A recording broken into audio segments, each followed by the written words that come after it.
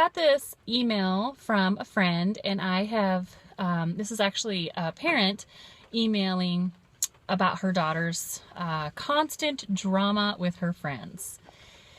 And I hate to say this, but this is so common, it's not even funny, and I know that you guys all know that. And so here's the situation. So her daughter, we'll call her Megan, has a friend, we'll call her Michaela.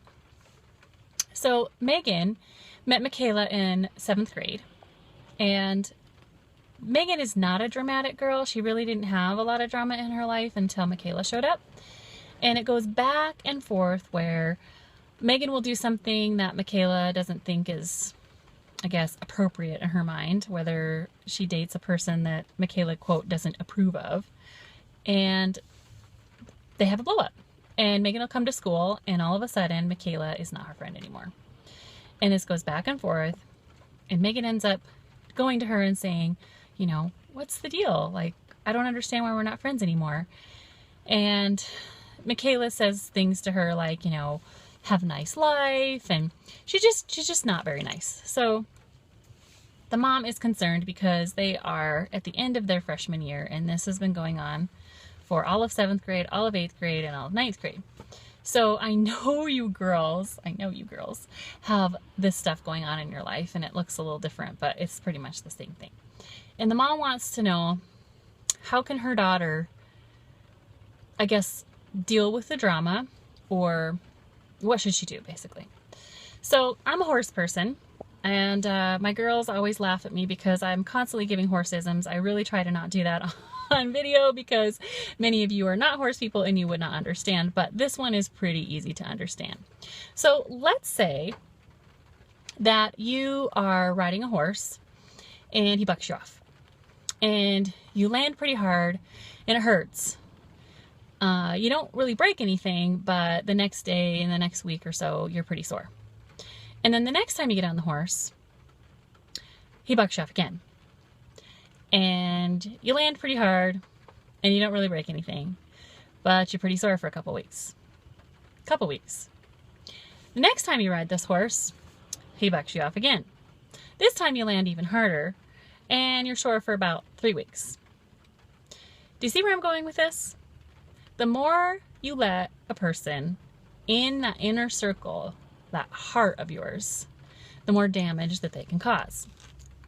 And when you let a friend can hurt you so much more than even a guy can.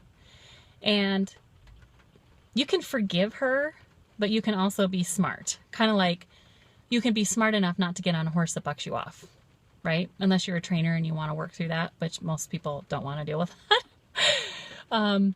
And last time I checked, you know, we do not have tattooed on our forehead, Savior. Okay, we don't have to fix the Michaelas in life. We don't have to try to figure out what their deal is. Either they can try to work on their stuff and be a decent friend, or we kind of need to step off the horse and stay off the horse. All right. I often say to my girls, you know, it's kind of like a hamster in a wheel.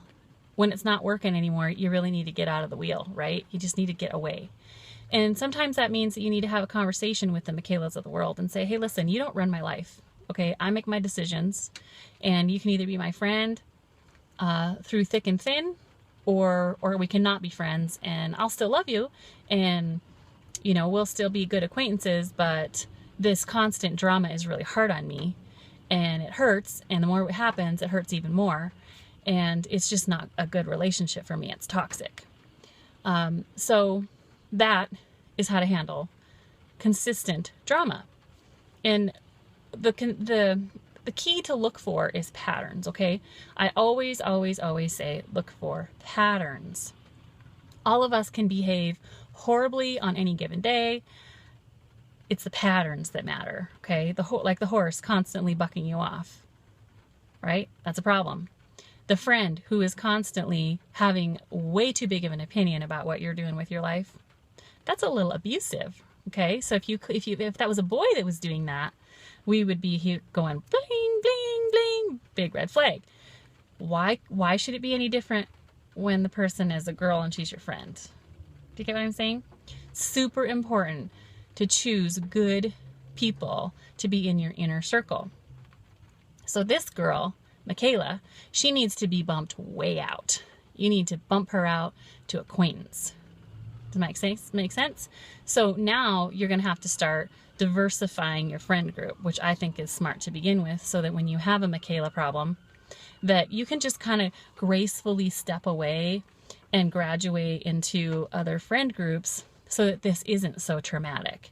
When you have lots of different friends and you go to school the next day and the Michaelas of the world don't want to be your friend, it's like, it's not that traumatic. But if she's your only friend, that's kind of freaky. That is not comfortable for any girl or guy. I don't know how much this happens with guys, but definitely happens a lot with girls. So anyway, I hope that helps.